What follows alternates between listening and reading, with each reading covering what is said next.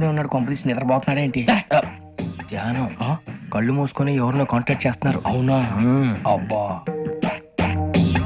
రామ్ ప్రసాద్, నీకు నిజం చెప్పాలంటే బాధగా ఉంది, కానీ చెప్పక తప్పదు. ఎందుకంటే అది నిజం కాబట్టి. Correct sir, correct. ఏంటి సార్ అది? నీకు 40 ఏళ్ళు వచ్చే వరకు కష్టాలు తప్పవు గురుజీ. అవి మామూలు కష్టాలు కావు, అష్ట కష్టాలనే చెప్పాలి. ఉదాహరణకు అవి ఎలా ఉంటాయంటే, దొరక్క నీకు ఫుడ్ దొరికితే అది నీ నోటికందే లోగా నీ కాలో నీ చెయ్యో తగిలే మట్టిపాలైపోతుంది. నీ వాకలికి తట్టుకోలేక అప్పు కోసం ఎండను పడి వెళితే అక్కడ తాళం వేసి ఉంటుంది. మరో కఠోరమైన నిజమేమిటంటే, నీ దరిద్రాన్ని చూసి భరించలేక నీ భార్య లేచి వెళ్ళిపోతుంది. ఒక్కతేనా ఎవరితోనన్నా? తప్పు. అతని దురదృష్టాన్ని చూసి ఎగతాళి చేయకు రమణ. Sorry sir. ఇదయ్యా రాంప్రసాద్, నువ్వు ఈ 40 ఏళ్ళు ఈ నరకాన్ని అనుభవించక తప్పదు. 40 ఏళ్ళ తర్వాత అలవాటైపోతుంది. ఇక నువ్వు వెళ్ళొచ్చు. ఏమో వెంకటేశ్వరరావు, కులాసైనా రమ్మన్నారట. నీకు శుభవార్త చెబుదామని పిలిపించాను. ఏంటి గురుజీ? నీకు శుక్రమహాదశ ప్రారంభం అవబోతుంది. అంటే శనిగా సెట్ అయిపోయినట్టేనా? ఆల్మోస్ట్ అయిపోయినట్టే. మీరంతా టోపీలు పెట్టుకునే ఉద్యోగాలు కూడా చేసుకుంటారు. ఇప్పటిదాకా మేమందరికీ టోపీలు పెట్టాం గానీ మాకు మేమే టోపీలు పెట్టుకుంటాం ఎప్పుడు అనుకోలేదు గురుజీ. అదే విధి. మరి ఇప్పుడు బిల్ల బంటోతు నుంచి బీట్ కానిస్టేబుల్ వరకు అందరికి నెత్తిమి టోపీలు ఉంటాయి. అందులో ఏ ఉద్యోగం? ఎస్ఐ గారు కూడా టోపీ పెట్టుకుంటారు కదా? ఏది మన చదివే చదువులకు ఎస్ఐ ఉద్యోగాలు ఇస్తారేంటి? గ్రహాలు శాసిస్తున్నప్పుడు చదువులతో పని లేదు. ఏబిసిడీలు చదివినా చాలు మీ జీవితాలు విచిత్రమైన మలుపులు తిరుగుతాయి.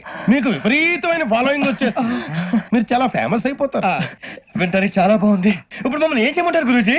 ఏమీ చెయ్యదు, వెయిట్ చేయండి. కాలం కలిసి వస్తే అదృష్టమే మిమ్మల్ని గేలం వేసి పట్టుకుంటుంది. అంతవరకు వెయిట్ చేయండి. వెయిట్ చేసి కొంచెం వెయిట్ కూడా పెరిగింది. అయినా పర్వాలేదు, వెయిట్ చేస్తాం. అందాక ఏ అప్పు సపోర్ట్ చేసుకుని తాగుతాం. బ్రతుకుతాం అన్నట్టు అప్పు అంటే గుర్తొచ్చింది. అప్పు మీద మీ అభిప్రాయం ఏంటి గురూజీ?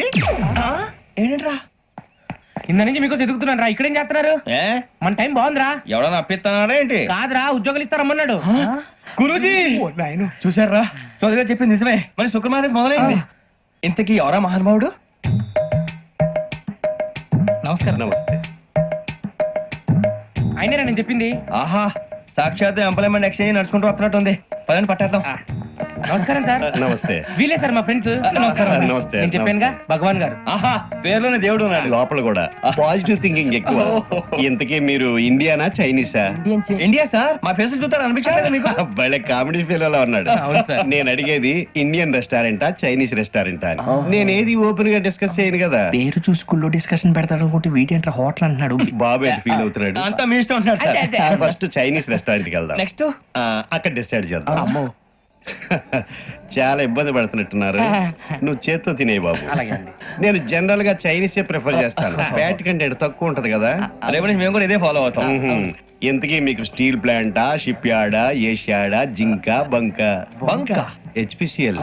హెచ్పిసిఎల్ ఇవన్నీ దేనికి సార్? దేనికేంటి? ఉద్యోగం చేయడానికి. మీకు ఎందులో కావాలో చెప్పండి. నేను అమలపోతున్నారా?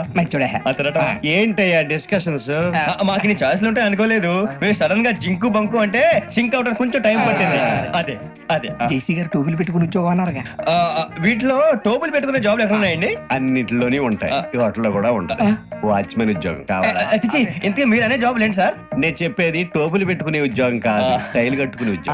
అది టైల్ కట్టుకోవటం మాకు రాదు. వాళ్ళు కడతారులే. ఇంతకీ మీకు జిఎం కావాలనా, ఏ జిఎం కావాలనా? అతను పిలుస్తున్నాడు చూడు బాబు. జిఎం అడిగితే ఎలా ఉంటుందంట? ఏజీఎం అంటే వెంటనే కొంచెం పెద్దదిగా ఉంది. ఏజీఎం ఇప్పించండి సార్. అనుకున్నాను నువ్వు ఇది అడుగుతావని. జిఎం అంటే జనరల్ మేనేజర్, ఏజిఎం అంటే అసిస్టెంట్ జనరల్ మేనేజర్. తూచండి, మాకు జిఎంఏ కావాలి సార్. అది సరే కానీ భగవాన్ జీ, ఈ ఉద్యోగాలకి టోపులు పెట్టుకుని వెళ్ళొచ్చా? నీ ఇష్టం వచ్చినట్టు వెళ్ళొచ్చమ్మా. నాకు జింక్ లో నాకు స్టీల్ ప్లేట్ నాకు బంకులో గానీ. కన్ఫ్యూజ్ చేయగానే ఆయన్ని అందరికీ ఒక చోట ఇప్పించండి సార్. కలిసి పని చేసుకుంటాం. జీతం ఎంతండి? 30,000 అంటే 40,000. వడ్డీ ఎంత? అప్పు కాదయ్యా, నీకు ఇచ్చే జీతం. అంటే తిరిగి ఒక్కలేదా?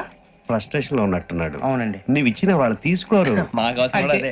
అంతేకాదు ప్రతి నెల గ్రాట్యుటీ, పిఎఫ్, సిఎఫ్. బియ్యం కూడా సార్?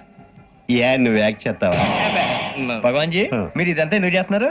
ఊరికే మాత్రం కాదు, నేను మంచోడని చెప్పి నా కారు పెట్రోల్ లేకుండా వెళ్తుందా? వెళ్దాం. నేను ఇచ్చుకోవాల్సినవి ఉంటాయి కదా. కదా. ఇలా చూడు, అందుకని ఉద్యోగానికి వాళ్ళ ఆకారం తీసుకుంటా. మా గెటబుల్ చూసి మీరు అపార్థం చేసుకుంటున్నారు. మాకంత పొజిషన్ లేదండి బాబు. పోనీ నలుగురు కలిసి ఉద్యోగం చేసుకోవచ్చా? మీ దరిద్రం నాకు అర్థమైంది. థ్యాంక్స్. మీ నలుగురు కలిసి ఓ 1,00,000 రూపాయలు ఇవ్వండి చాలు. నేను నమ్మనరా, డబ్బుల విషయంలో అసలు నమ్మను. నాన్నగారు మీరు అలా అంటాం భావ్యం కాదు. ఏదో జేసీ గారి సిఫార్సు వల్ల శని గారు సైడ్ అయ్యి శుక్రవారం మొదలైంది. ఉద్యోగం దానంతటి అదే వెతుకుంటూ వచ్చింది. అందుకని ఇంకేం కావాలో చెప్పండి. స్టీల్ ప్లాంట్ లో జీఎం అని పెద్ద పోస్ట్ అమ్మా. జీతం 30,000, నెల నెల ప్రమోషన్లు, సిఎఫ్లు, డిఎఫ్లు, పిఎఫ్లు, బిఎఫ్లు. ఇవన్నీ నువ్వు చదివిన చదువుకే. అబ్బాబే దీనికి చదువుకి సంబంధం లేదండి. చెప్పాను కదా శుక్ర మహాదశ. అది దాని పవర్ అనుకోండి, ఎఫెక్ట్ ఈ అనుకోండి. రోజుల్లో కూడా గ్రహాలు ఎట్లా nonsense? అబ్బా ఏంటండి వాడన్న ప్రతిదాన్ని ఇలా కొట్టి పడేస్తారు. చిన్నప్పటి నుంచి లక్షల పోస్ట్ చదివించారు. ఎహె, అమ్మా నువ్వు లేని పోనీ పెట్టుకో. లక్షలు ఎక్కడైనా ఊరుకోరా, మాట వరుస కదాలే. ఒక 25,000 ఇస్తే వాడి జీవితం సెటిల్ అయిపోతుంది అంటున్నాడుగా. అంతగా ఆలోచిస్తారేంటండి? అమ్మా నాకు ఉద్యోగం రాగానే మీ అందరూ స్టీల్ ప్లాంట్ షిఫ్ట్ చేస్తే ఓకే. నువ్వు చెప్పేదంతా కరెక్టేనా? నాన్నగారు మీకు అంత అనుమానం అది ఇవ్వకండి.